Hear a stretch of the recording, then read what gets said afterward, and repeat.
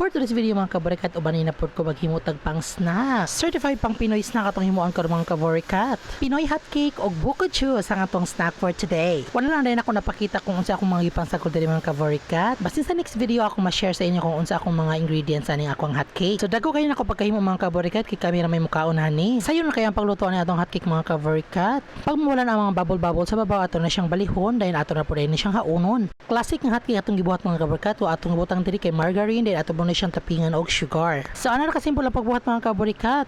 Dili complicated o daara sa kusina ang mga ingredients. Human ani mga kaborikat ato na po dayong isuro na nga atong panulak. So maghimo na ta diri og buko juice. So napa-assist dito diri ni Chelsea, siya taga-buak ko taga-kudkod sa atong butong. Unya ako na po rin siyang gitimplahan diri mga kaborikat, ibutangan nako og evap og condensed milk. Ana ra kadali maghimo og snack mga kaborikat. Naana dayon tay dihay buko juice og hot cake. Basta makugilan jud ta og prepare og sa pagluto mga kaborikat, dili jud ta mapasmo. O mo dito mga kaborikat, thank you so much for watching. If you like this video, don't forget to follow and share.